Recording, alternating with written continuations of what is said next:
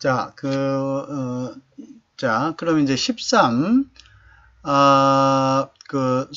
국산과 수입산이 결합되어 있는 경우의 원산지 표시 방법에 대해서 한번 봅니다. 그래서 이제 물품의 구성 부분이 국산과 수입산이 결합되어 있을 경우에 원산지 표시 방법은 어떻게 할 것인가 라는 이런 이제 문의가 있으면, 거기에 대한 답입니다.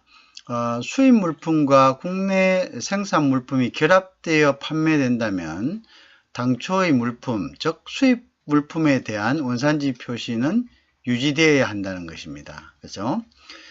그 이유는요, 물품의 구성 부분품이 국산과 수입산이 함께 결합되어 있는 경우에 해당 물품의 원산지를 표시해야 하는 경우 현행 대외무역법상 원산지 표시 대상 수입 물품에 대하여 원산지 표시 의무가 있습니다. 그래서 국내 물품에 대한 원산지 표시 규정이 없으므로 수입 물품과 국내 상품 물품이 국내 생산 물품이 결합되어 판매된다면 당초 물품, 즉 수입 물품에 대한 원산지 표시는 유지되어야 된다. 그러니까 결합되어도 원래 그 수입 물품, 수입된 부분에 대해서는 뭐 몇 프로다 이렇게 이런 식으로 유지되어야 된다는 것이죠. 자, 이해하시겠죠? 그래서 물품의 구성 부분이 국산과 수입산이 함께 결합되어 있는 경우에는 원산지 표시해야 될 경우 현행 대외무역법상 원산지 표시 대상 수입 물품에 대하여 는 원산지 표시 의무가 있죠. 그죠?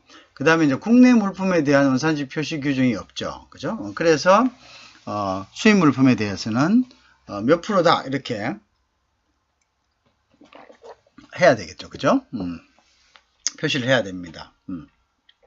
대무역법상 국내 물품에 대한 원산지 표시 규정은 없습니다. 그래서, 수입 물품에 대한 원산지 표시 의무가 있기 때문에 수입 물품과 국내 생산 물품이 결합되어 판매된다면 당초의 수입 물품에 대한 원산지 표시는 유지되어야 한다. 이렇게 되겠죠.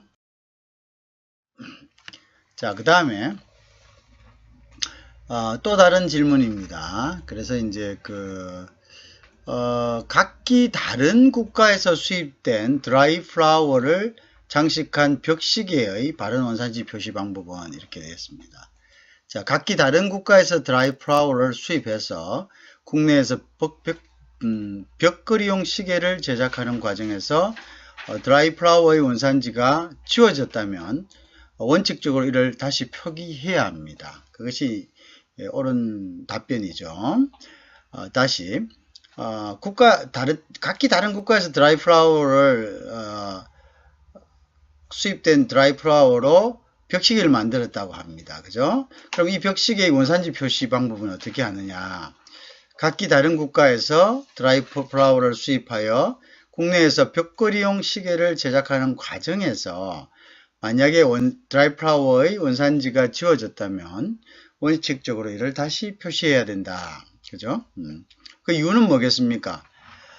드라이 플라워와 벽시계들은 각기 다른 국가에서 수입한 후 국내에서 디자인하여 판매하는 경우 대외무역법상 원산지 표시 대상 물품에는 원산지를 표시해야 됩니다. 그죠? 수입 물품에 대해서는 수입 후 이거는 단순한 가공 활동을이죠. 그죠? 단순한 가공 활동일 때는 그건 국내 상품으로 보지 않습니다. 해당 물품의 원산지가 지워진 경우 당초 원산지를 표시하고 있다. 그래서 이것은 대외무역법 제33조에 그렇게 규정하고 있습니다. 그래서 A국의 액자와 B국의 드라이 플라워를 만약에 수입해서 국내에서 벽걸이용 시계를 제작하는 과정에서 드라이 플라워의 원산지가 지워졌다면, 그죠? 이를 다시 표시해야 합니다. 다만 드라이 플라워의 경우, 그죠? 그 드라이 플라워는 지금 벽시계에 장식되어 있죠, 그죠? 주기능이 꽃이 아닌 시계, 만약에 이제 여기에서 이제 그 벽시계 같은 경우에는 이 드라이 플라워는 시계의 단지 장식품이죠, 그죠? 장식품이기 때문에 주된 것은 시계입니다, 그죠? 그래서 소비자 입장에서 물품을 구매할 때 장식된 드라이 플라워를 뭐 그냥 장식품이다 이걸 고려하지 않고 벽시계에 중점을 두고 구매하는 경우라면 그러면 이제 드라이 플라워의 원산지 표기는 생략 가능하다 이렇게 볼 수 있습니다. 무슨 말인지 알겠죠? 어디에 중점을 두느냐, 그죠? 뭐 벽시계는 돌아가지도 않는데 그냥 장식품으로 드라이 플라워를 갖다가 강조한다. 그냥 벽시계는 그냥 기능을 하지 않고 그냥 그렇게 그냥 시계 돌아가지도 않는 시계 넣어놓고 단지 드라이 플라워의 어떤 모습들, 아름다운 모습들을 강조한 것이라면은 원산지 표시를 해야 되지만 시계 돌아가는 시계를 보기 위해 단지 주기능이 시계면 드라이 플라워는 그것은 하지 않아도 된다 이런 이야기가 되겠죠. 자, 그 다음에 무슨 말인지 아시겠죠? 자, 그 다음에 이제 우리나라로 수입되기 20년 이전에 생산된 물품은 원산지 표시하지 않습니다. 너무 오래됐네요. 그죠? 그래서 수입되기 20년 이전에 생산된 물품은 원산지 표시하지 않습니다. 그거는 뭐 그죠? 그 상품으로서 가치가 없다 뭐 이렇게 되겠죠. 그래서 그것은 원산지 표시를 면해주고 있습니다. 자, 보세구역에서 국내로 반입되지 않고 외국으로 반송된 즉 중개무역 및 환적되는 물품이죠. 그죠? 그래서 보세구역에서 보세구역이라는 것은 중개무역을 하는 업자가 국내에 반입하지 않고 세관의 통과를 하지 않는 보세구역, 즉 세금이 청산되지 않는 구역, 그것은 국내의 보세 창고 뭐 이런 것이죠. 그것에 이제 그죠? 그것에 이제 보관하고 있다가 제3국으로 다시 수출하는 물품을 이야기하겠죠. 그죠? 반입하지 않고, 국내로 반입하지 않는다. 물론 이제 물리적으로는 우리 국내에 있지만 우리가 이제 국내에 있다, 국내에 없다의 기준은 물리적인 영토의 기준이 아니고 세관, 즉 커스텀 라인을 통과했느냐, 통과하지 않느냐를 기준으로 합니다. 즉 관세와 부가세를 정산을 했느냐, 그리고 수입 신고서를 수입 허가를 받았느냐, 받지 않았느냐에 따라서 우리가 이게 국내 반입 물품이다, 아니다를 기준을 하는 거지. 국내 보세 창고에 있는 물품을 해서 이것을 국내 물품이다 이렇게 보지 않습니다. 그래서 이제 보세구역에서 국내로 반입되지 않고 외국으로 반송되는 물품죠. 그래서 그런 경우는 보통 이제 부산 같은 경우는 환적 물품이죠. 환적 물품이란 것은 우리가 중국에서 물건을 가져와서 유럽이나 미주 쪽으로 갈 물품을 즉 트랜스시먼트 할 물건을 배가 올 때까지 보세 창고에 보관하고 있는 경우죠. 이러한 경우도 역시 원산지 표시를 할 필요가 없는 거죠. 그죠?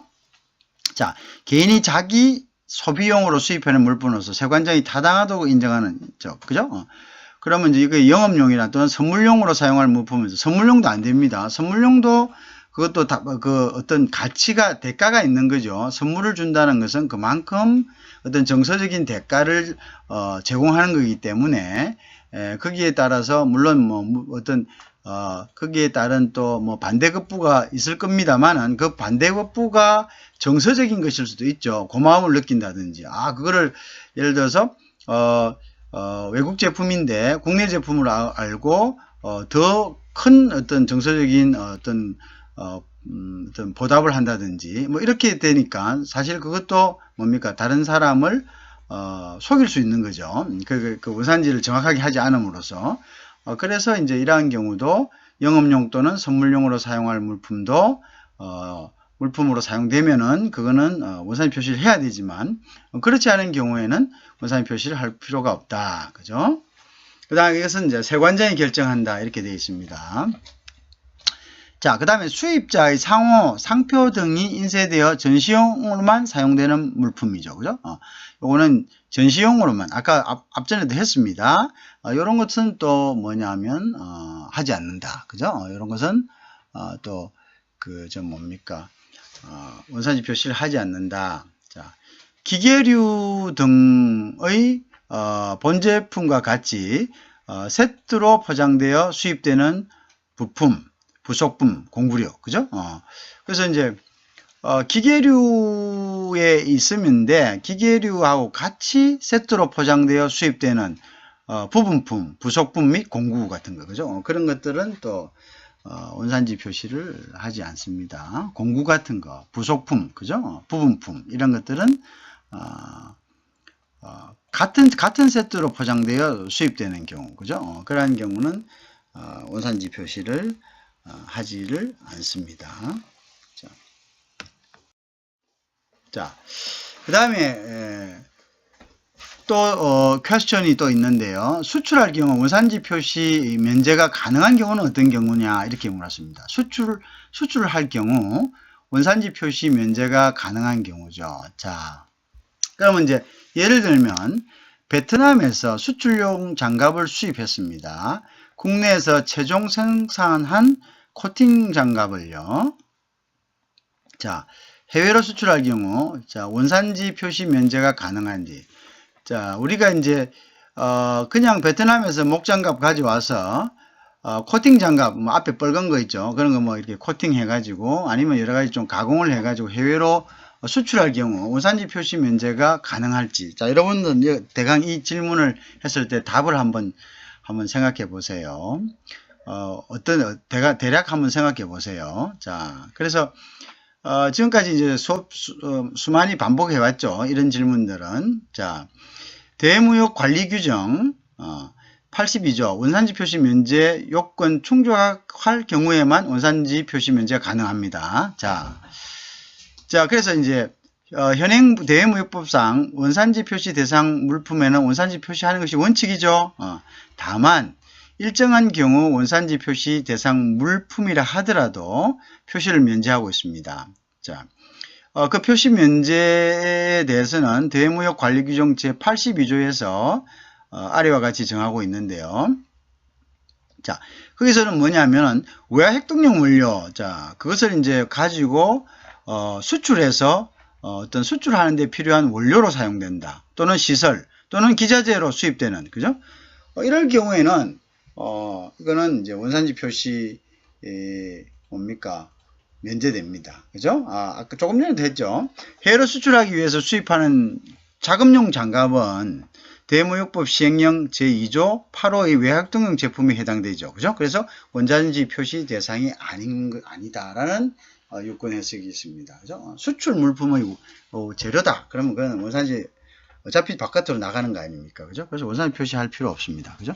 그러나 얘기했다시피 수입국의 규정에 의해서 원산지 표시를 해야 될 경우에는 그건 표시를 할 수밖에 없는 거죠. 그래서 우리나라 대무역법상에는 그것은 어차피 바깥으로 나가고 국내에서 그것이 뭐 들어와서 원산지가 다른 것을 국내 다른 사람에게 판매하는 경우가 아니기 때문에 이러한 경우는 원산지 표시에서 면제된다 이렇게 보시면 되겠죠. 자, 그렇게 이제 된 거고요. 자, 그리고 이제 제3자가 수입하여 제공하는 경우 면제 가능한지 이렇게 되어 있습니다. 자, 그래서 이제 대무역 관리 규정, 그죠?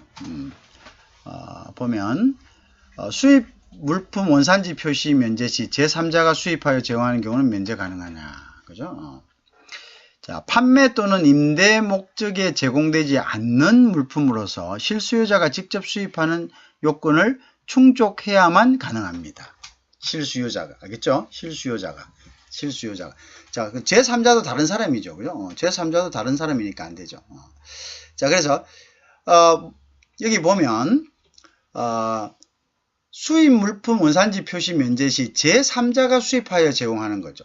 자, 제3자가 수입하면 그 사람이 속일 수가 있죠. 그죠? 실수요자에게. 어쨌든 제공을 받는 사람에게 원산지를 왜곡할 수가 있잖아요. 그러면 안 된다 이거죠. 그거는 어떤 다른 사람에게 사실을 왜곡할 수가 있기 때문에 안 되고 본인만이, 즉 실제로 사용할 사람 본인이 수입하는 경우는 그거는 본인이 뭐 다른 사람에게 뭐 판매하거나 선물하거나 뭐 이러한 것들이 아니잖아요. 그렇기 때문에 그것은 이제 그것은 이제 아니다. 괜찮다. 그죠? 대무역 관리 규정 제 82조죠. 수입 물품 원산지 표시 면제 대상인 판매 또는 임대 목적이 아닌 물품이죠. 그죠? 실수요자가 직접 수입하는 경우란 물품 판매장, 매장을 이야기하죠. 실내 장식, 물품 판매장, 실내 장식용 물품. 그죠? 이런 것들을, 실제 그것을 사용할 사람이 직접 수입하는 경우, 이런 경우입니다. 그죠? 따라서 제3자가 아닌 실수요자가 직접 수입하여, 그죠? 물품을 판매 또는 임대하지 않고 판매장 장식용으로 활용하는 경우 원산지 표시 면제가 가능합니다. 그래서 원산지 표시 면제가 가능하다. 그렇게 보시면 되겠죠. 자, 그 다음에 또 다시 보면 대모역 관리 규정, 수입 물품의 원산지 표시에서 정하고 있는 원산지 표시 면제 사유 외에 추가로 면제되는 경우가 있습니까? 라고 질문했습니다. 그죠? 관세청 원산지 제도 운영에 관한 고시에서 추가로 수입 물품 원산지 표시 면제에 관해서 규정하고 있습니다. 그죠? 추가적인 거. 자, 어떤 것이 이제 그러면, 원산지 표시 면제, 그죠? 를 규정하고 있는 대무역관리규정 82조 이외에 원산지 표시 면제 사유를 추가로 규정하는 것이 있느냐, 이거죠. 자, 그거 있습니다. 그거는 어떤 거냐면, 고시에, 그죠? 운영에 관한 고시에, 원산지 제도 운영에 관한 관세청 고시에 있습니다. 관세청 고시에 보면, 대무역 관리 규정이 아닌 관세청 고시에, 세관장은 대무역 관리 규정 82조에 규정한 원산지 표시 면제 대상 이외에 추가로 원산지 표시 면제를 하고 있다. 이거죠. 세관장이 하고 있습니다. 원산지 표시 운영에 관한 고시는 그 추가 면제 대상을 다음과 같이 규정하고 있습니다. 자, 판매 목적이 아닌 자선 목적 기부용품, 그죠? 우리나라 수입되기 전에 20년 전에 생산된 물품, 조금 전에 했었죠. 자, 보세국에서 국내로 반입되지 않고 외국으로 반송, 아까 조금 전에 했었죠. 중개무역 및 환적 포함되는 물품, 개인이 자가 소비용으로 수입하는 물품으로서 세관장이 타당하다고 인정되는 물품, 수입자의 상호, 상품 등이 인쇄되어 전시용으로만 사용되는 물품, 기계류 등 본 제품과 같이 세트로 포장되어 수입되는 부품, 그죠? 부분품 또는 부속품 및 공구류 이렇게 되어 있습니다. 자, 요게 이제 종합적으로, 그죠? 아까 앞전에 했던 것을 종합적으로 다시 정리하고 있네요. 그죠? 그래서 요 부분 여러분 잘 이해할 수 있게 합니다. 그죠? 이렇게 반복을 자꾸 우리가 사례 연구를 보면서 반복을 하다 보니까 객관식 시험을 푸는 것과 같이 여러분들이 계속 이제 그 리마인드가 되면서 개념이 자꾸 숙지가 되고 있죠. 이런 방법들로 뒤도 계속 이어갑니다. 자, 그래서 이제 행사에 사용되는 전시 물품의 경우 딱 이제 답이 나오죠. 뭐 이거는 뭐 원산지 표시 되겠냐 안 되겠냐 나오죠. 그러면 이제 벌써 뭐 앞전에 했습니다. 행사에 사용되는 전시 물품, 예를 들어서 카메라의 경우에도 원산지 표시해야 됩니까? 물었습니다. 자, 그러니까 이제 대무역관리법 82조 제1항 제6조 아까 조금 전에 했죠. 요건에 충족되는 경우 원산지 표시 면제 가능하다. 그죠? 대무역법 33조에 의하여 원산지 표시 대상 물품으로 지정된 물품을 수입하는 경우에는 해당 물품에 직접 원산지를 표시하는 것이 원칙이죠. 다만 대무역관리규정 82조 각 호와 원산지 제도 운영 관리에 관한 고시, 그죠? 그것은 이제 관세청 고시입니다. 제3에서 5조 제1항 각 호에 해당되는 물품의 경우에는 원산지 표시 면제가 가능하다. 그죠? 그래서 원산지 관리 규정 제82조 제6호에서는 견본품, 자, 견본품이라는 것은 진열, 판매용이 아닌 것이 하나입니다. 그래서 견본품에 대한 원산지 표시 면제가 가능함을 규정하고 있습니다. 그죠? 자, 그래서 판매용은 안 됩니다. 원산지 제도 운영에 관한 고시에서도 제1항 제5에서 수입자의 상호 상표 등이 인쇄되어 전시용으로만 사용되는 뭡니까? 물품에 대해 원산지 면제를 허용하고 있습니다. 그래서 물품의 이러한 규정에 충족하는 견본품 또는 전시용 물품의 경우에는 원산지 표시가 면제가 가능하다. 그렇죠? 그렇게 이제 우리가 생각할 수 있죠. 자, 이해하시겠죠? 자, 그 다음에 원산지 표시의 경우 구체적인 표시 방법 어떻게 하면 됩니까? 이렇게 나왔었죠. 자, 수입 물품 원산지를 표시할 경우 국가명 등 구체적인 표시 방법은 어떻게 하면 되는지. 자, 현행 대외무역법상 수입 물품에 대한 원산지 표시는 한글, 한자 또는 영어로 표시할 수 있습니다. 한글, 한자 또는 영어로. 자, 그래서 현행 대외무역법령상 수입 물품에 대한 원산지 표시는 한글, 한자 또는 영어로 표시할 수 있으며 표시 형식은 원산지는 국명 또는 국명 또는 국명산, 뭐 이렇게 산, 한국산, 중국산, 뭐 미국산 이런 식으로 표시할 수 있다는 거죠, 그죠? 그다음에 이제 made by 그다음에 해서 made by 해가지고 그다음 제조자의 회사명, 주소, 국명 이런 식으로 made by 그죠? made by 그죠? 이런 식으로. 그래서 이거는 이제 제조자의 회사명, 그다음에 주소, 국명식으로 순으로 이렇게 한다. 그죠? 그래서 수입 물품의 크기가 작아서요. 제 1호에서 앞 3호까지 앞에 1번에 3호까지 방식으로 해당 물품의 원산지를 표시할 수 없을 경우에는 어떻게 한다? 국명만을 표시할 수 있다. 나라명만을 표시하면 됩니다.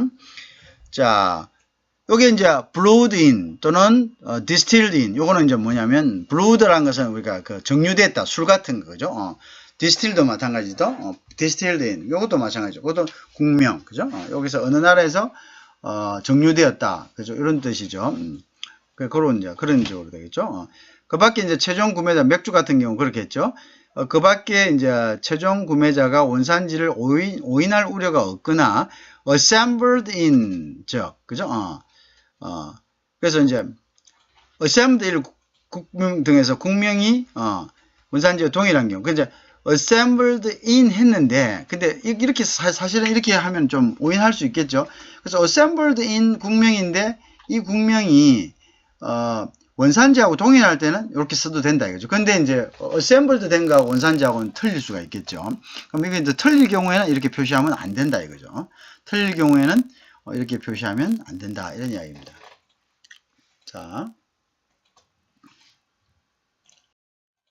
자, 그래서 이제 다시 살펴보면요. 대외무역법상 원산지 판정은 완전 생산 기준입니다. 그 다음에 완전 생산 기준이고, 그다음에 그 세 번 변경 기준입니다. 세 번 변경 기준이란 것은 HS 코드 6자리의 변경이 있어야 됩니다. 그죠? 그것은 이제 그것이 이제 완전 변경을 이야기합니다. 그러니까 그것은 주 형질이 변경된 겁니다. 그래서 중요한 부분에 변경이 있을 때는 HS 코드가 변경이 됩니다. 그죠? 그래서 우리가 그럴 때는 이제 완전 생산 기준으로, 완전 생산 기준은 거기서부터 우리가 식품도 마찬가지죠. 거기서부터 씨 뿌려 시딩 돼서 거기서부터 하비스트 될 때까지, 그죠? 완전 씨가 뿌려지고 파종되고 수확될 때까지를, 그 다음에 동물도 마찬가지입니다. 동물도 마찬가지고, 그죠? 그 다음에 부가가치죠. 부가가치란 것은 원가를 제외하고, 즉, 원가란 것은 뭐냐면 수입품의 원가를 제외하고 총 제조비에서, 원가를 제외한, 부분이 51%. 그 다음에, 예를 들어서, 세분이 변했을 때, 그 다음 세분이 변하지 않았을 때는 81%, 85%. 그러니까 15% 수입 제품의 수입 원가가 15% 총 제조 원가에서 이하여야만 그것이 국내 상품으로 판정한다는 거죠. 그죠? 그래서 이제 그런 주요 공정 기준이라는 것은 주요 공정을 어떻게 보느냐. 그죠? 주요 공정을 아까 같은 경우에 이제 주요 공정을 그냥 단순 가공만 하느냐. 이런 것을 이제 판정을 하는 거죠. 그래서 주요 공정이 변하면 주로 세 번이 변경됩니다. 그죠? 자, 그래서 이제 그 내용을 다시 보면요. 완전 생산 기준이 적용되는 것은 어떤 거냐. 수입 품목 전부가 하나의 국가에서 채취 또는 생산된 물품인 경우에는 해당 물품 생산국을 원산지로 하는 기준입니다. 무슨 말인지 알겠죠? 전부가 전부가 하나의 국가에서 채취 또는 생산. 자, 그래서 이제 완전 생산이다. 자, 수입 물품 전부가 하나의 국가에서 채취 또는 생산된 물품이죠. 그 다음에 완전 생산 기준에 해당되는 물품은 자, 이런 경우를 이제 완전 생산 물품이라 한다. 자, 해당 국의 영역에서 생산된 광산물, 농산물, 식물성, 그 다음에 생산물이죠. 그죠? 그 다음에 해당 구역 영역에서 번식, 사육한 동물 또는 1호부터 채취한 물품. 1호부터 채취한 물품은 뭐 우유 같은 거 이런 거겠죠. 아니면 거기서 봤던 고기 같은 거. 해당 영역에서 수렵, 의료로 체포한 의약물, 그 밖의 물품. 그죠? 예를 들어서 중국이면 중국, 한국 영해에서, 그죠? 그래서 잡은 거, 그죠? 그러니까 그것은 이제 뭐 중국산이다, 한국산이다, 이렇게 되는 거죠. 그 다음에 해당국에서 제조, 가공 공정 중에 발생한 잔여물들, 그죠? 잔여물도 있죠? 잔여물. 그런 것들도 이제, 바이 프로덕트라죠. 잔여물들, 그죠?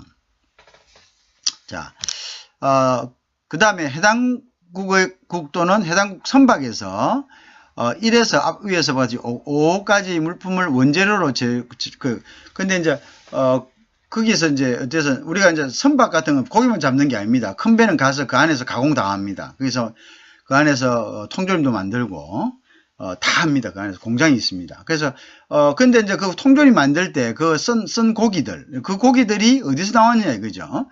그 고기들 이제 배는 그 배의 등록지가 국적이 바로 그게 뭐냐면 영토하고 똑같습니다. 배와 비행기는 그 배와 비행기의 등록지가 바로 그 국적입니다. 그래서 이제 보통 이제 그 배와 비행기는 영토의 확장입니다. 그죠? 영토의 확장이다. 그래서 배나 비행기에서 일어난 일은 그 배와 비행기가 다른 나라에 있다 하더라도 그 나라의 법을 적용을 받지 않고 자국법의 적용을 받습니다. 그죠?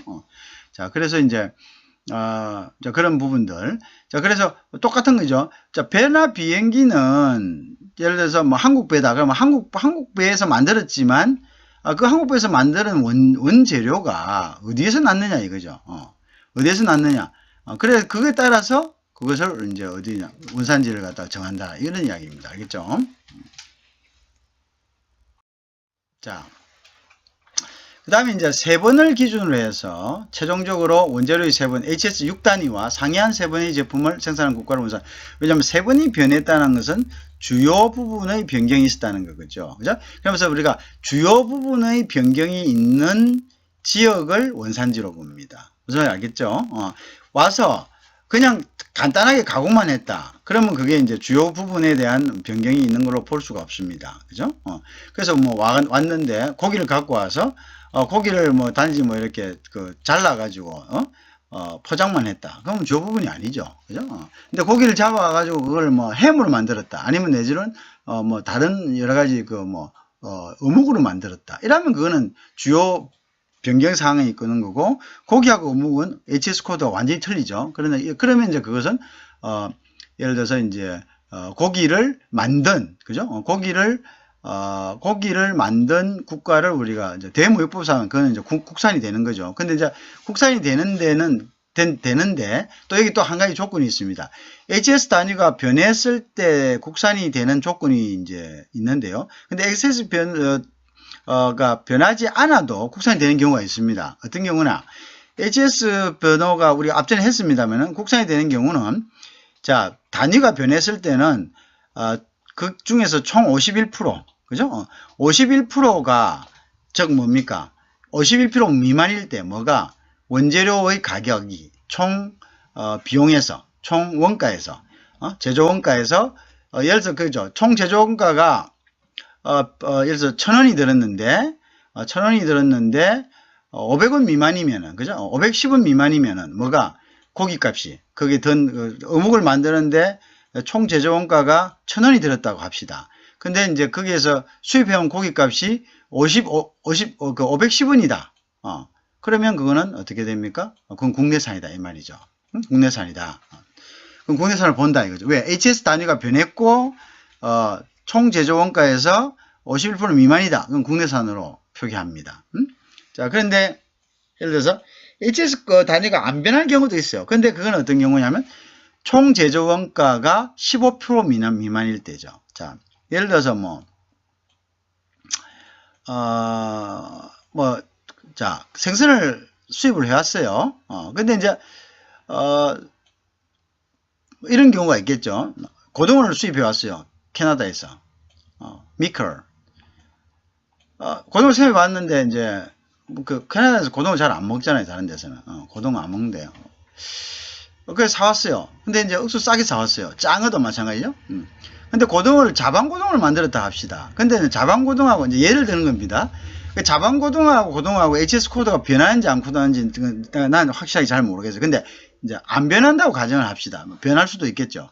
자, 그런데 자반고등어를 만들기 위해서는 많은 공정이 필요합니다. 그죠? 고등어를 또 막 손질하고 이렇게 임금비도 들고 또 자반고등어를 만들기 위해서 소금도 들어가고 뭐 여러 가지가 들어가요. 자, 그런데 HS 코드는 안 변한다고 합시다. 그런데 이제 자반고등어를 만드는데 1,000원이 들었는데 고등어를 사오는 가격은 150원밖에 안 들었다. 그러면 이거는 뭐냐면 HS 코드가 안 변했어도 완전히 다른 성질이 아닌 같은 고기지만 어떻게 되냐? 그것은 한국산으로 인정한다. 대무부산 그렇습니다. 알겠죠? 그것은 이제 인정한다. 그렇게 하죠. 다른 나라에서 온 것도 마찬가지입니다. 우리나라에 온 것도 마찬가지지만 다른 나라에서도 수입된 것도 우리나라에 들어올 때는 이러한 그 규정을 적용하는 겁니다. 이해하시겠죠? 이러한 규정을 적용해서 그것을 그 나라의 우리가 그 원산지를 할 때 이것은 만약에 이제 미국이 캐나다산을 수입해서 우리한테 그렇게 수출을 할 때는 그것은 우리는 이제 미국산으로 봐준다 이거죠. 무슨 말인지 알겠죠? 자, 그래서 이제 예외적으로는 부가가치 주요 공정 기준을 적어한다. 요거는 이제 아까 그 부가가치 요거는 HS 코드가 변하지 않아도 그죠?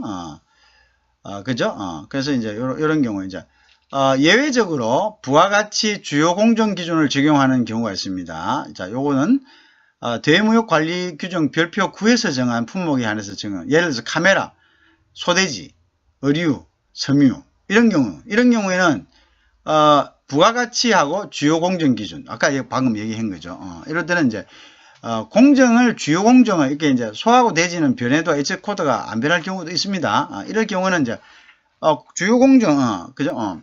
이거 뭐 많이 강화이 됐느냐, 강화이 되지 않으면 간단하게 강화이 됐느냐, 뭐 이런 것을 기준으로 한다 이거죠. 다만 대외무역 관리 규정상 단순한 가공 활동을 수행하는 국가에 대해서는 원산지를 부여하지 않습니다. 단순한 거죠. 그래서 주요 공정 기준을 적용했을 때는 부가가치 할 때는 카메라, 가축, 그죠? 가축, 소돼지만 예로 했는데 가축입니다. 그 다음에 이제 의류라든지 섬유 이런 것들은 부가가치와 주요 공정을 기준으로 적용한다. 이걸 우리가 꼭 명심해야 됩니다. 자, 그 다음에 자, 다시 봅니다. 자, 생산국이 다수인, 자, 여러 나라에서 생산국을 했습니다. 건조과일 드라이드 됐습니다. 예를 들어서 라임이라 합시다. HS 코드 0813을 혼합한 물품을 수입하는, 자, 여러 가지 건조한 과일을 수입하는 경우 원산지 표시 판정기관은, 자, 현행 대무역법상 수입품에 대한 원산지 판정에 관한 사항은 관세청의 업무가 위탁되어 있습니다. 그죠? 관세청에. 자, 수입 물품은 관세청이 원산지 표시한다. 그죠? 수입 물품은. 자, 수입 물품의 생산, 제조, 가공 과정에 둘 이상의 국가가 관여된 경우에는 최종적으로 실질적 변형을 가하여 그 물품의 본질적 특성을 부여하는 활동, 즉 실질적 변형을 한 국가를 그 물품의 원산지로 한다. 조금 좀 했습니다. 주된 가공, 변형 또는 HS 코드가 변한 거죠. 실질적 변형이란 뭐냐면요, 해당 국가에서 제조, 가공 과정을 통해서 원재료의 3번, HS 코드죠. 상이한 3번, HS 코드 6단위의 제품을, 즉 HS 코드가 바뀌었다 이 말입니다. 생산한 것을 말한다. 다만 3번, 그러니까 HS 코드를 이야기합니다. 그 3번 변경 여부의 적용에 있어서는 변경이 됐냐 안 됐냐에 있어서는 관세율표 통칙 쪽에 제2호 과목을 예외를 적용해서 미조립 아직 조립이 되지 않은 완제품은 HS 코드 세분 변경이 없어도 그것은 임가공국 원산지로 한다. 이런 건 잘 나오죠. 이런 거. 이런 예외 나온 거 항상 외워야 됩니다. 그죠? 자, 다만, 그죠? 세 번 변경 여부의 적용에서, 자, 세 번의 변경이 없더라도, HS 코드가 변하지 않았더라도, 그죠? 미조립 완제품, 그죠? 어떤 것, 관세율표 통칙 제2호 가목에 있는 품목들입니다. 관세율표 통칙 제2호 가목, 그죠? 여기에, 적용해서, 예외를 적용해서 미조립 완제품은, 그죠? HS 세 번 변경 없어도 뭐냐면, 임가공국을 원산지로 한다. 그죠? 임가공국, 그죠? 자, 임가공국은 임금을 받고, 그것을 원료를 수입해서 임금을 받고, 그것을 다시 수출하는 거예요. 가공해서. 그죠? 그걸 다시 다시 재료를 갖다가 제공해준 국가로 다시 수출하는 경우. 그죠? 그런 것들을 우리가 임가공국이다. 이렇게 한다. 알겠죠? 자, 그 다음에 이제 봅시다. 현행무역법상, 수입 물품에 대한 원산지 판정에 대한 사항은 관세청의 업무가 위탁되어 있습니다. 그죠? 수입 물품 무조건 관세청이 합니다. 그죠? 그다음에 수입 물품 원산지 사정 판결은 이제 관세청장에게 우리가 뭘 한다고 신청해야 된다. 수입 물품 무조건 관세청장에게 그 권한이 있다라고 보시면 되겠습니다.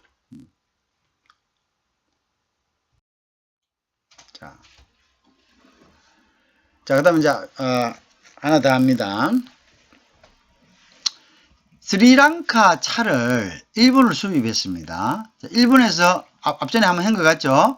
원제품인 고형차를 생산하는 이를 국내로 수입하는 경우에 원산지는 우리는 원산지를 어떻게 판정하느냐?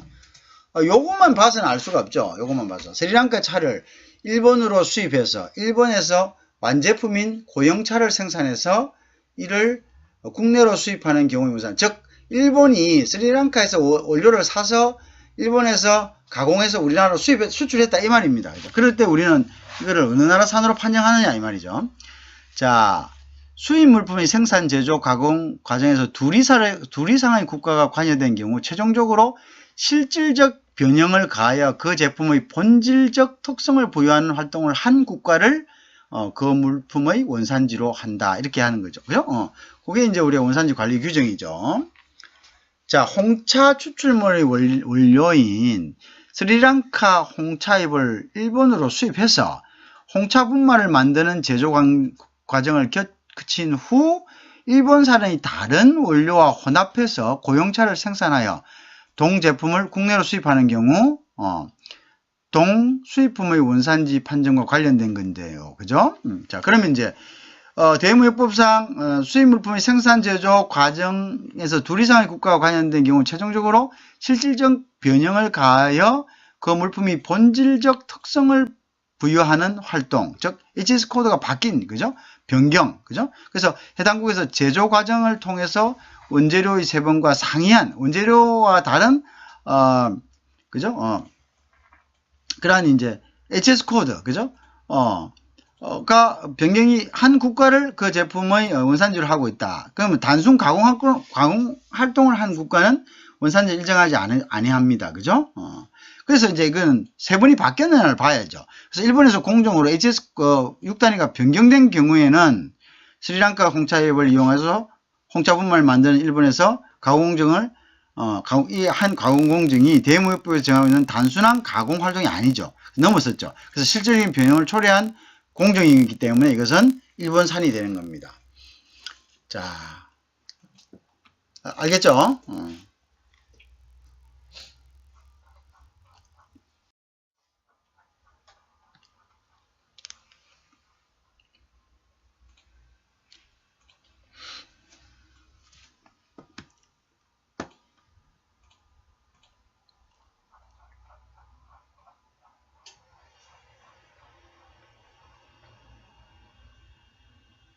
자,